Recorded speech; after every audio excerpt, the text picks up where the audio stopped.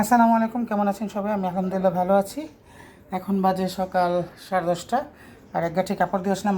আমার কাপড় আমি নিজেই দিই, কাউকে তো ধোয় না। তো বাজার থেকে মাছ আনছে, তো এখন কী মাছ আনছে দেখি নাই, আগে কাপড়গুলো লাইয়ে দিয়া তারপরে দেখবো। তো ভিডিওটা কেউ স্কিপ না করে সাথে থাকেন আর দেখতে থাকেন। কাটাকাটি করা শেষ, আলু কেটে নিয়েছি, বেবি তরকারি রান্না করব। পেঁয়াজ, টমেটো, কাঁচামরিচ এগুলো কেটে নিয়েছি। করলা ভাজি করব, বেগুন দিয়ে আলু দিয়ে মাছ রান্না করব, আর এই হলো মাছ, এগুলো কাটবো রানবো, তাতে বেগুন দিয়ে রান্না করব। সব মশলা টশলা দেওয়া শেষ, এখন এটা মাইখা তারপরে রান্না করব। ভাজবো না, কোনো কিছুই না, তো মাইখা রেখা তারপরে তেল দিচ্ছি, রান্না বসাই দিব। কারণ ভাজা তরকারি অনেক সময় স্বাদ লাগে না, সেজন্য আমি চেয়েছি একটু মাইখা রেখে বসাই। করলা ভাজি করা শেষ।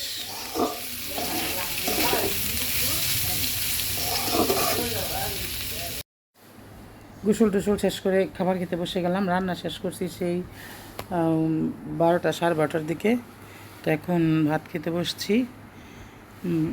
যেই গরম, মানে কী রান্না করবো আর না করবো সেটা তো বুঝি না, তো তারপরে হালকা পাতলা রান্না করছি।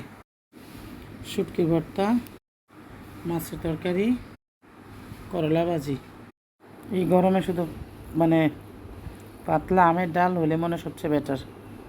দেখি আজকে রান্না করি নাই, কালকে করব।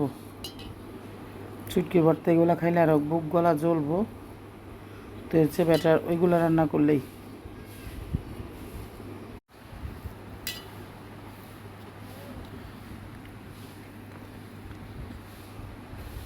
পারফেক্ট।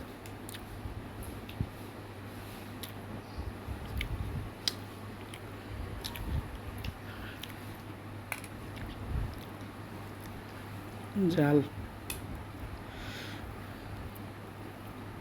তো খাওয়া দাওয়া শেষ করি।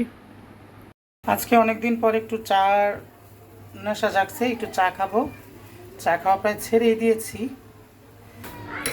চা বানায় নিলাম, এখন খাবো। প্রচুর গরম, কিন্তু কিচ্ছু করে না, চা নেশা জাগছে। তো চা নিলাম, একটু চা খাবো। এমগুলো কামড় দেবো আপুর সাথে। আসলে চা বিস্কিট একটা মজাদার খাবার। খাবে? আমার পানি খাও, ঠান্ডা পানি কলের, স্টিলের মগটা নিয়ে।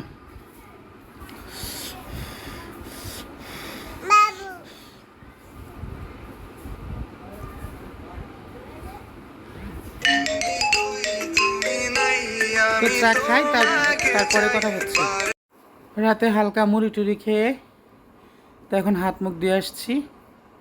এই যে অবস্থা টাইট। তো যাই হোক, ভিডিওটা এখানে শেষ করবো। সবাই ভালো থাকবেন, আর আমার পেজটাতে একটা ফলো দিবেন, আর আমার ইউটিউব চ্যানেল একটা সাবস্ক্রাইব করে দিবেন, সাহারা রানু ব্লগসে। তো সবাই ভালো থাকবেন, কালকে আবার অন্য কোনো নতুন ভিডিওতে কথা হবে। তো সে পর্যন্ত সবাই ভালো থাকবেন। আসসালামু আলাইকুম, আল্লাহ হাফিজ।